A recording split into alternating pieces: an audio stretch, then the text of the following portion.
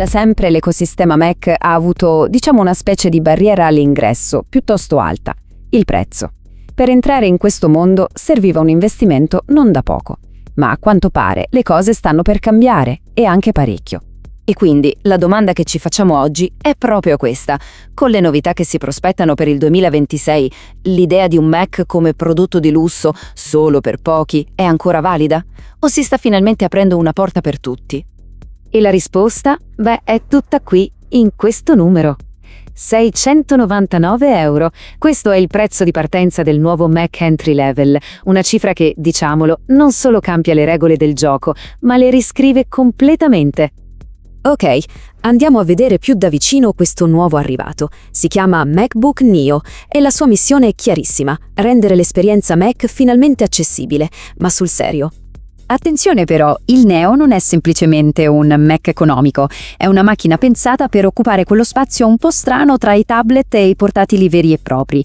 Offre un'esperienza macOS completa, con una tastiera e un trackpad veri, a un costo che praticamente va a sfidare configurazioni come un iPad con la sua Magic Keyboard, che facendosi due conti superano di slancio i 1.000 euro. Ma cosa c'è sotto il cofano? Il motore è un chip A18 Pro. Un'architettura che arriva dritta dal mondo mobile, ma è stata adattata per un sistema operativo desktop. Questo, unito a un design senza ventole, significa una cosa: silenzio assoluto, perfetto per chi studia o lavora in biblioteca. Se poi ci aggiungiamo un display Liquid Retina antiriflesso, la solita scocca in alluminio e un'autonomia che copre tutta la giornata, il pacchetto è davvero interessante. E quindi per chi è pensato? Come si vede, il target è lampante: studenti, chi usa il computer per le cose di tutti i giorni e in generale chiunque abbia sempre voluto un Mac senza dover per forza svenarsi. Insomma, è la porta d'ingresso perfetta all'ecosistema Apple. E adesso passiamo a una vecchia conoscenza, il campione in carica, il MacBook Air, che ovviamente non è stato messo in un angolo, anzi si è evoluto per diventare ancora più forte di prima. L'Air, si sa, è il portatile di riferimento per la stragrande maggioranza delle persone. Con questo aggiornamento Apple non ha stravolto una formula che vince, ma l'ha potenziata dove serviva, rendendolo la scelta quasi obbligata per chi cerca il mix perfetto di potenza e portabilità. E gli aggiornamenti non sono da poco, Troviamo il nuovo chip M5, che è un bel salto in avanti. Lo spazio di archiviazione base raddoppia e ora si parte da 512 GB con un SSD che è 2 volte più veloce. Anche la connettività si aggiorna con Wi-Fi 7 e Bluetooth 6 e finalmente arriva il supporto nativo per 2 monitor esterni. Le parole di John Ternus di Apple, in fondo, riassumono tutto alla perfezione. L'obiettivo non era stravolgere, ma perfezionare una macchina che è già il punto di riferimento per tutti. Benissimo, adesso arriva il bello. Il confronto diretto. Da una parte un nuovo sfidante super accessibile, dall'altra il campione rinnovato. Per scegliere bisogna capire bene a cosa si rinuncia e cosa si guadagna, passando da uno all'altro. Questa tabella ci dà un'idea immediata delle differenze chiave. Processori di 2 categorie diverse, la 18 Pro contro l'M5, porte USB-C standard sul Neo contro le velocissime Thunderbolt 4 sull'R. Un display con gamma colore sRGB contro il più ricco P3 e ovviamente il prezzo, che è la differenza più grande di tutte. Scendiamo un po' più nel pratico. La tastiera del Neo, per esempio, non è retroilluminata. Potrebbe sembrare una cosa da poco, ma chi lavora spesso la sera o in posti poco illuminati sa benissimo che la tastiera retroilluminata dell'Air fa una differenza abissale. E ora una differenza che non è un dettaglio: la connettività. Il Neo ha 2 porte USB-C, ma attenzione, con velocità diverse e senza supporto Thunderbolt. L'Air invece offre 2 porte Thunderbolt 4. Questo non significa solo trasferire dati molto più velocemente, ma anche poter collegare monitor professionali e docking station complesse. E in più l'Air ha il MagSafe per la ricarica, che lascia libere entrambe le porte per gli accessori. Parliamo di display. Entrambi sono ottimi, sia chiaro, ma non sono uguali.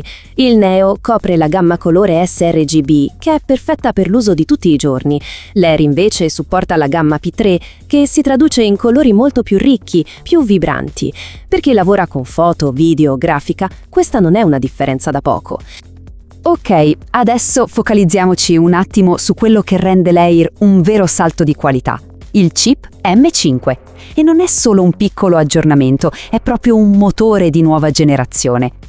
Questo grafico è piuttosto eloquente. Stiamo parlando di un aumento di circa il 20% nelle prestazioni della CPU e quasi del 30% per la GPU rispetto alla generazione M4, che era già ottima. In pratica, tutto è più scattante, più reattivo. Ma il vero, e dico vero, balzo in avanti è questo. Un miglioramento di 4 volte nelle operazioni che usano l'intelligenza artificiale rispetto al chip M4. Questo, grazie ai nuovi acceleratori, significa che cose come il fotoritocco intelligente o le trascrizioni vocali vengano fatte in un lampo, direttamente sulla macchina. Tutta questa potenza extra però non serve solo a rendere le cose più veloci oggi, rende l'Air un vero e proprio investimento a lungo termine. Una macchina così è progettata per restare veloce e rilevante per i prossimi 5, forse anche 7 anni, gestendo senza problemi i futuri aggiornamenti e le applicazioni sempre più pesanti. E così arriviamo alla domanda da $1 milione. Dopo aver visto tutto questo, come si sceglie il Mac giusto? Proviamo a riassumere tutto in delle raccomandazioni chiare e semplici. Il MacBook Neo è la scelta intelligente per chi ha esigenze precise. Se il portatile serve per studiare, per mandare mail, scrivere documenti o come secondo computer da viaggio, offre tutto quello che serve. È il modo più economico per avere la qualità costruttiva di Apple e l'esperienza macOS. Il MacBook Air invece è per chi non vuole compromessi. È il classico tutto fare perfetto, ideale per chi fa tanto multitasking, per chi lavora con la creatività e per chi vuole una macchina che garantisca prestazioni al top per tanti anni. E chiudiamo con una riflessione, quasi una provocazione. L'arrivo di un MacBook completo a €699 non mette solo in discussione la scelta tra Neo e Air, ma scuote un po' tutto il mercato. Per fare produttività, ha ancora senso un tablet con una tastiera esterna quando si può avere un'esperienza macOS completa a un prezzo simile, se non inferiore? Ecco, questa è una domanda che potrebbe davvero ridisegnare il futuro di come usiamo i nostri computer.